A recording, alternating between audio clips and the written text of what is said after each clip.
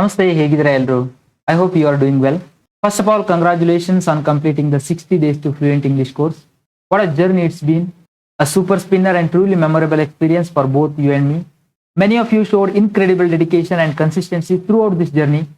We have learned so many things here. Let's take a quick look back. ಈ course ಯಾವ ತರ ಇತ್ತು, ಯಾವ್ಯಾವ ಲೆಸನ್ಗಳಿತ್ತು ಅಂತ ನೋಡೋದಾದ್ರೆ, ಮೊದಲನೇ ಲೆಸನ್ ಅಲ್ಲಿ ಇಂಟ್ರೊಡಕ್ಷನ್ ಇತ್ತು. ನೀವು ಇಂಗ್ಲಿಷ್ ಅಲ್ಲಿ ಫ್ಲೂಯೆಂಟ್ ಆಗೋದಕ್ಕೆ ಈ ಕೋರ್ಸ್ ಯಾವ ತರ ಸಹಾಯ ಮಾಡುತ್ತೆ ಅನ್ನೋದ್ರ ಬಗ್ಗೆ ಇತ್ತು. ಎರಡನೇ ಲೆಸನ್ ಅಲ್ಲಿ ನಾವು ಪ್ರೊನೌನ್ಸಿಯೇಷನ್ ಅನ್ನ ನೋಡಿದ್ವಿ. ಪ್ರತಿಯೊಂದು ಸೌಂಡ್ಗೂ ಕೂಡ ಟೋಟಲ್ 64 ಸೌಂಡ್ಗಳ ಬಗ್ಗೆ ಹೇಳಿದ್ದೆ ನಾನು ಇಲ್ಲಿ. ಹಾಗೆ 128 ಸೆಂಟೆನ್ಸ್ ಗಳನ್ನ ಉದಾಹರಣೆಯಾಗಿ ಕೊಟ್ಟಿದ್ದೆ. ಇದನ್ನ ಪ್ರತಿದಿನ ಕೂಡ ಪ್ರಾಕ್ಟೀಸ್ ಮಾಡಬೇಕು ನೀವು ಅಂತ ಹೇಳಿದ್ದೆ, to improve your pronunciation. So ತುಂಬಾ ಜನ ಅದನ್ನ ಮಾಡಿದೀರಾ. ಅದರ ರಿಸಲ್ಟ್ ಏನು ಅಂತ ನಿಮ್ಗೇನೆ ಗೊತ್ತಾಗಿರುತ್ತೆ. ನೀವು ಇದನ್ನ ನೆಕ್ಸ್ಟ್ ಕೂಡ ಕಂಟಿನ್ಯೂ ಮಾಡಿ. ಎಲ್ಲಿಯವರೆಗೆ ನಿಮ್ಮ ಪ್ರೊನೌನ್ಸಿಯೇಷನ್ ಇಂಪ್ರೂವ್ ಆಗಿದೆ ಅಂತ ನಿಮ್ಗೆ ಅನ್ಸುತ್ತೋ ಅವತ್ತಿನವರೆಗೂ ಕೂಡ ನೀವು ಅದನ್ನ ಪ್ರಾಕ್ಟೀಸ್ ಮಾಡ್ತಾನೆ ಹೋಗಿ, ಆ 128 ಸೆಂಟೆನ್ಸ್ ಗಳನ್ನ. ನೆಕ್ಸ್ಟ್ ನಾವು ಪ್ರನೌನ್ ಅಂದ್ರೆ ಸರ್ವನಾಮದ ಬಗ್ಗೆ ನೋಡಿದ್ವಿ. I, you, we, they, he, she, it. ಇದರಲ್ಲಿ first person, second person, third person ಅಂದ್ರೆ ಏನು, ಅರ್ಥ ಏನು ಕೊಡುತ್ತೆ ಅನ್ನೋದ್ರ ಬಗ್ಗೆ ನೋಡಿದ್ವಿ. 4ನೇ ಲೆಸನ್ ಅಲ್ಲಿ ಟು ಬಿ ವರ್ಬ್ಸ್ ಬಗ್ಗೆ ಅಂದ್ರೆ is, am, are, was, were and will be, ಇದ್ರ ಬಗ್ಗೆ ನೋಡಿದ್ವಿ. 5ನೇ ಲೆಸನ್ ಅಲ್ಲಿ do, does, did, done, have, has, had, ಇದನ್ನ ಹೆಲ್ಪಿಂಗ್ ವರ್ಬ್ ಆಗಿ ಹೇಗೆ ಯೂಸ್ ಮಾಡೋದು ಮತ್ತೆ ಮೇನ್ ವರ್ಬ್ ಆಗಿ ಹೇಗೆ ಯೂಸ್ ಮಾಡೋದು ಅದ್ರ ಬಗ್ಗೆ ಕಲ್ತ್ವಿ.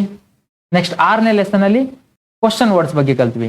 7ನೇ ಲೆಸನ್ ಅಲ್ಲಿ ಬೇಸಿಕ್ ಸೆಂಟೆನ್ಸ್ ಬಗ್ಗೆ ಇತ್ತು.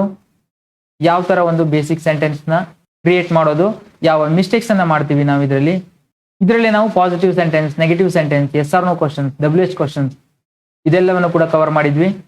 ನೆಕ್ಸ್ಟ್ 8ನೇ ಲೆಸನ್ ಅಲ್ಲಿ ಆರ್ಟಿಕಲ್ ಬಗ್ಗೆ, a and the, definite article and indefinite article, ಇದ್ರ ಬಗ್ಗೆ ಡೀಟೇಲ್ ಆಗಿ ನೋಡಿದ್ವಿ.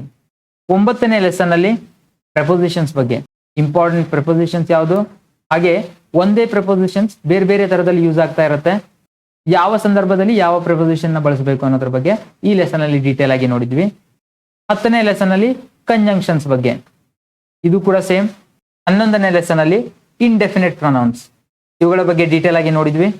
12 ಮತ್ತೆ 13ನೇ ಲೆಸನ್ ಅಲ್ಲಿ ಮಾಡೆಲ್ ವರ್ಬ್ಸ್ ಬಗ್ಗೆ, ಅದರ ಅಡ್ವಾನ್ಸ್ ಯೂಸೇಜ್ ಏನು, ನಾವು ಕಾಮನ್ ಆಗಿ ಇದರಲ್ಲಿ ಮಾಡುವಂತ ಮಿಸ್ಟೇಕ್ಸ್ ಏನು, ಅದೆಲ್ಲವನ್ನು ಕೂಡ ನಾವಿಲ್ಲಿ ಕವರ್ ಮಾಡಿದ್ವಿ. ನೆಕ್ಸ್ಟ್ ಲೆಸನ್ ನಂಬರ್ 14 ಅಲ್ಲಿ essential phrasal verbs. Phrasal verbs ಅಂದ್ರೆ ಏನು, ಅವುಗಳು ಏನ್ ಮೀನಿಂಗ್ ಕೊಡುತ್ತೆ, ಒಂದಿಷ್ಟು ಇಂಪಾರ್ಟೆಂಟ್ ಫ್ರೇಸಲ್ ವರ್ಬ್ಸ್ ಯಾವ್ಯಾವ್ದಿದೆ ಅದೆಲ್ಲವನ್ನ ಕವರ್ ಮಾಡಿದ್ವಿ ಈ ಲೆಸನ್ ಅಲ್ಲಿ.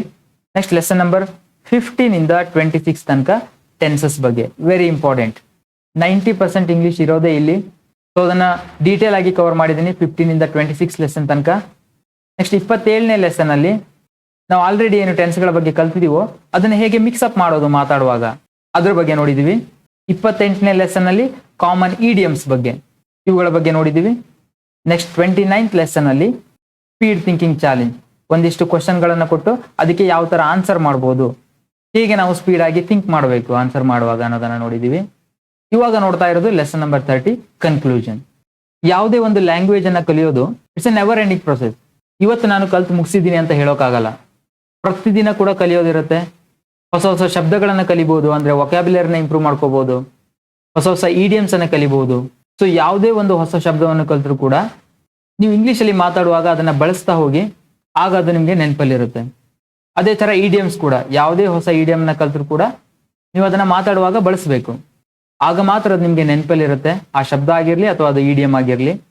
Thank you so much for choosing this course ಅಂತ ಹೇಳ್ತಾ ಎಲ್ರಿಗೂ ಒಳ್ಳೇದಾಗ್ಲಿ. ಬಾಯ್ ಬಾಯ್.